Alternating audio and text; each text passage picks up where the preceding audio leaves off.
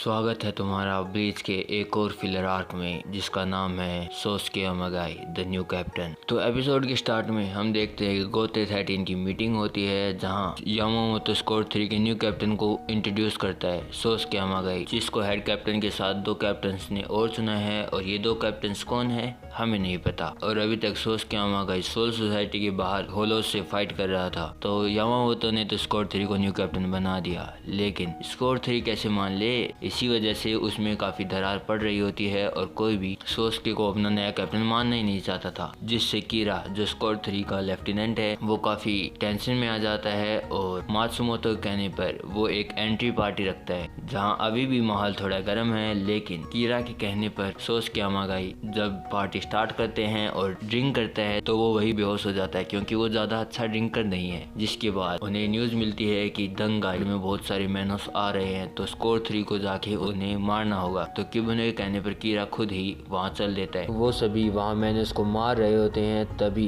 दंगा स्टार्ट हो जाता है एंड क्लीनर भी वहाँ आ जाता है। तो सभी भागने लग जाते हैं, पर क्लीनर फास्ट था और वो उन्हें मारने ही वाला था। तभी वहाँ अमागाई आके उस क्लीनर को एक स्लैश में काट देता है, जिसके बाद और फिर से बेहोश हो जाता है। फिर हम देखते हैं वर्ल्ड ऑफ लिविंग में एक प्रिंसेस और उसके 2 गार्ड आते हैं जिनका नाम रुरुचियो, केनरyu और एनरyu होता है। उनके साथ बहुत सारे होलो भी आ जाते हैं, तो इचिगो एंड बाकी सब उन्हें मारना स्टार्ट कर देते हैं। रुरुचियो उन दोनों से भाग के आ जाती है क्योंकि वो उसे खाना नहीं दे रहे थे। तभी उसे इचिगो मिलता है। थोड़ी देर में वहाँ एनरyu, केनरyu आके रुरुचियो को तो ले जाते हैं, पर इचिगो के लिए बहुत सारे होलो छोड़ जाते हैं। तो इचिगो अपना बंका यूज करके उन्हें मार देता है और वो तीनों गायब। ये सब जब इचिगो बाकी सबको बताता है तो रुकिया भी उन्हें ढूंढने लग जाती है। कौन भी साथ होता है, तभी कौन बताता है कि इचिगो के न्यू ने बने गिगाई पहन रखी है और ये केनरyu, एनरyu ही थे जो इचिगो को कुछ नहीं बताते और नेक्स्ट डे उसी की क्लास में आ जाते हैं। अभी भी केनरyu, एनरyu उन्हें रुरुचियो से दूर ही रखते हैं। शाम को जब इचिगो घर होता है तभी वहाँ एक असैसिन रुरुचियो पर अटैक करता है, लेकिन इचिगो, रुकिया वहाँ आ जाते हैं और केनरyu फिर से रुरुचियो को लेके भाग जाता है, सब कुछ इचिगो पर छोड़ के। इधर उस असैसिन के पास जो ब्लेड थी वो लाइट को रिफ्लेक्ट करके इचिगो और रुकिया को कुछ सेकंड्स के लिए फ्रीज कर देती है, लेकिन नेक्स्ट टाइम इचिगो अपनी ब्लेड से उसी की लाइट रिफ्लेक्ट करके उसे ही हरा देता है। पर वो असैसिन वहाँ से भाग जाता है और इचिगो ओरिमे के साथ चैड एंड इशिदा को बुला लेता है। तभी वहाँ केनरyu आता है तो इचिगो से सारी बात पूछता है और केनरyu बताता है कि रुरुचियो काशिमियोजी क्लैन की हायर है, लेकिन उसकी माँ बाप की डेथ के बाद कुमोई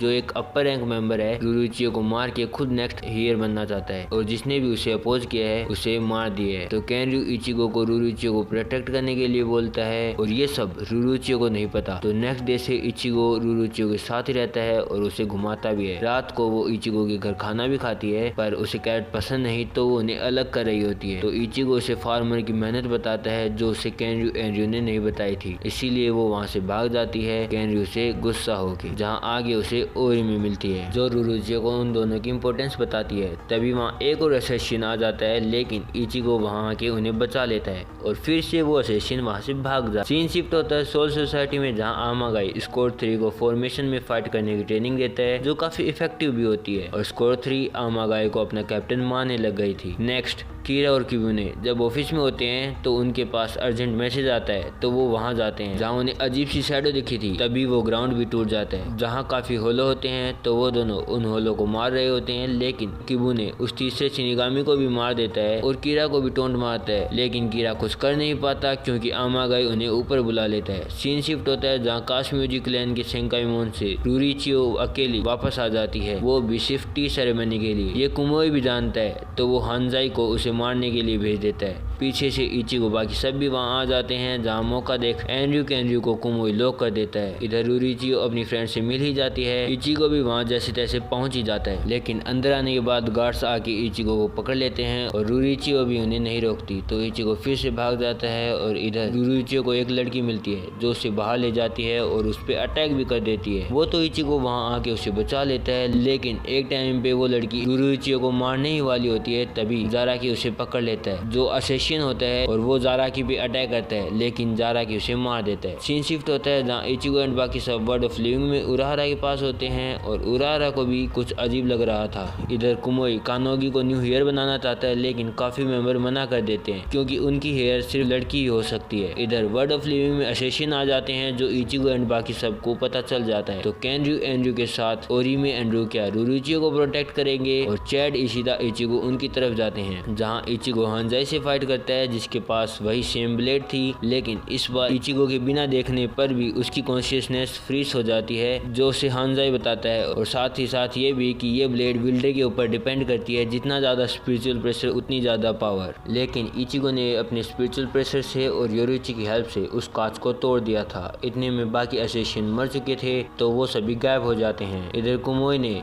जो भी मेंबर ने उसे अपोज किया था उसे मार देता है। तो नेक्स्ट डे सभी मेंबर कानोगी को हियर मान लेते हैं। रात को हानजाई भी कुमोई के पास आता है तो कुमोई उसे एक और चांस देता है। साथ ही साथ हानजाई अपने 3 फ्रेंड्स वहाँ से सोर्स दिलवा देता है। इधर केनरु गेनरु अभी भी ये सब रुरुचियो से छुपाते हैं जो उसे पता है, लेकिन वो कुछ नहीं बोलती। इचिगो उसे संभालता है तो वो बताते हैं कि उसकी गलती के कारण उसकी सर्वेंट को पनिशमेंट मिलती है जिसका उसे गिल्ट है। लेकिन जब से ये दोनों आए हैं तब से वो काफी खुश है। तभी वहाँ हानजाई आ जाता है जो इचिगो से फाइट करेगा एंड बाकी 3 इचिगो के फ्रेंड से। जिसके बाद हानजाई और इचिगो फाइट स्टार्ट करते हैं और वहाँ जिन्नाई भी आ जाता है जो रुकिया से फाइट करेगा, कुजुइरू इशिदा से और चैड से गेनगा, जहाँ गेनगा अपनी ब्लेड को खा के अटैक करता है, लेकिन रुकिया उसे अपने सिक्काई से फ्रीज करती है।